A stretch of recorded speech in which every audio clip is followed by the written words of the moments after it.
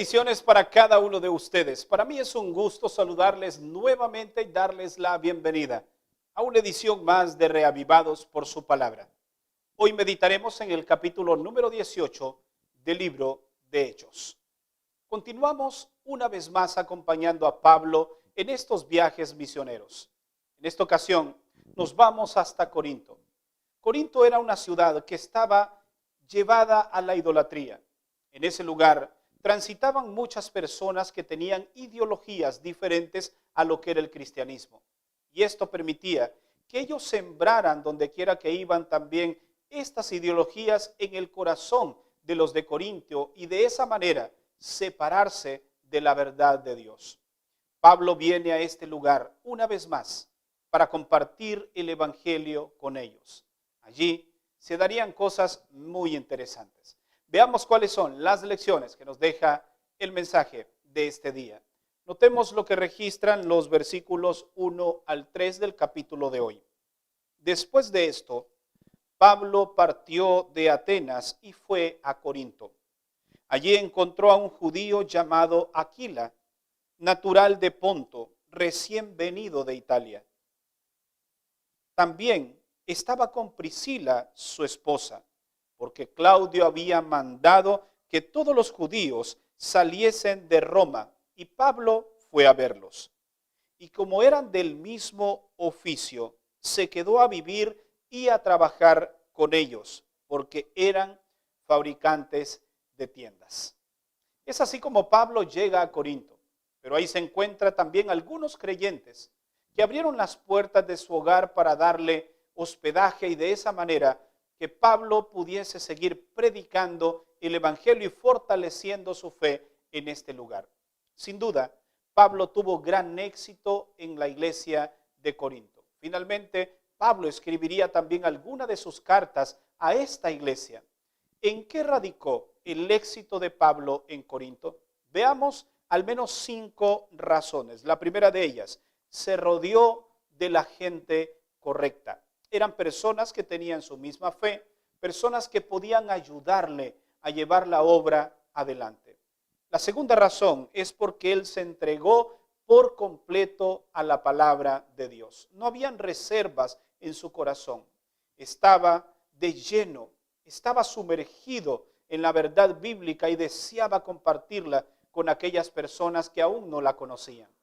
La tercera razón es porque él evitó discusiones.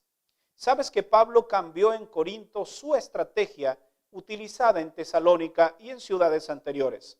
Porque se dio cuenta que de nada le servía pelear o discutir algunos principios teológicos. Podía él de alguna manera ganar esa contienda teológica, pero podía perder un alma para el reino de los cielos.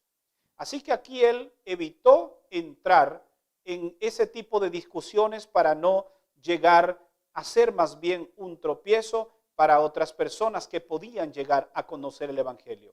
Una tercera o una cuarta razón por la cual tuvo éxito en Corinto es que no cesó de hablar ni un instante la palabra de Dios. Donde quiera que él iba, en sus labios estaba el hablar de Cristo y a este resucitado.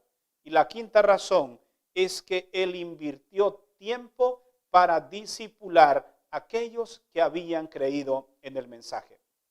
Entre esos discípulos se encontraba también un hombre llamado Apolo. Y Apolo, según el capítulo de hoy, llega a Éfeso. Y en ese lugar él también comienza a exponer la palabra de Dios. Notemos lo que registran los versos 24 y 25. Entonces llegó a Éfeso cierto judío llamado Apolo, natural de Alejandría, varón elocuente, poderoso en las Escrituras. Este había sido instruido en el camino del Señor y siendo de espíritu fervoroso, hablaba y enseñaba con esmero acerca de Jesús, aunque solo conocía el bautismo de Juan. A pesar de sus limitaciones, este hombre no cesaba tampoco de hablar de la palabra de Dios. La Biblia dice que era elocuente y que también era poderoso en palabra. Aquí hay algunas lecciones que vale la pena resaltar, al menos 4. La primera lección es que La palabra de Dios debe ser presentada no solamente de manera elocuente, sino también poderosa.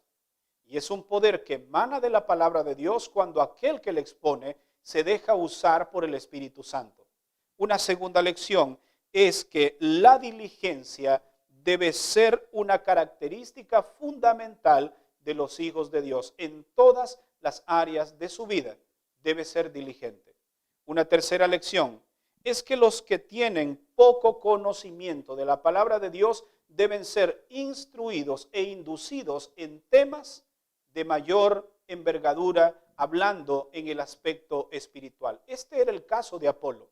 Sin embargo, algunos lo tomaron aparte y le comenzaron a enseñar, le comenzaron a compartir conocimiento para que él pudiese crecer en el conocimiento y también predicara mayores verdades de la palabra de Dios. Y en cuarto lugar, es que todo argumento que nosotros presentemos delante de los hombres debe tener un fundamento bíblico. No solamente presentar ideas personales, sino ideas que provienen de la palabra de Dios, pero que están selladas con el Espíritu de Dios. Para finalizar, quiero hacer referencia a la estrategia que Pablo utilizó en Corinto. Pablo cambió de estrategia con relación a ciudades anteriores. ¿Sabes? Las estrategias pueden cambiar y estas pueden adaptarse de acuerdo al contexto cultural, político, social, religioso o económico que nos encontremos. Podemos cambiar las estrategias, pero nunca podemos cambiar el mensaje. Es decir, la esencia del mensaje que proviene de la palabra de Dios nunca debe ser cambiado. Puede cambiar la manera de presentarlo, pero la esencia debe ser siempre la misma. ¿Y cuál es ese mensaje? Presentar a Cristo Jesús como el Salvador, presentar a Cristo Jesús como el Rey que pronto viene por su iglesia y que todos necesitamos estar preparados. Y mientras Cristo viene, lo que debemos hacer es ser personas obedientes, que estudian la palabra de Dios, que oran y comparten a Jesús con aquellos que aún no lo conocen. Ese es un evangelio práctico que tú y yo debemos practicar hoy en día. Y me gustaría orar por ti, porque si no lo estás haciendo hasta este momento, es tiempo que tomemos el rumbo correcto para llevar el mensaje y preparar a un pueblo que espera el retorno de Cristo Jesús a esta tierra. Vamos a orar. Padre, en esta hora te damos gracias por enviarnos a los lugares que tú deseas que vayamos. Ayúdanos a mantener la integridad y la disposición en tu mensaje. Que no prediquemos ideas propias, sino todo aquello que proviene de las Escrituras. Y que podamos crecer cada día en el conocimiento de la verdad. Que podamos crecer en oración y que podamos crecer en testificación. Que otros te conozcan a través de nuestras vidas, pero que nuestras vidas reflejen el amor de Cristo. El mayor argumento que Pablo tenía era su transformación. Y de esto él hablaba. Y él decía, si Dios me transformó a mí, también puede hacerlo conmigo. Lo mismo le decimos a todos aquellos que nos ven y nos escuchan en esta hora. En Cristo Jesús oramos. Amén. Gracias por habernos acompañado en la meditación de este día. Recuerda que mañana estaremos nuevamente aquí para una edición más de Reavivados por su palabra. Que Dios te bendiga.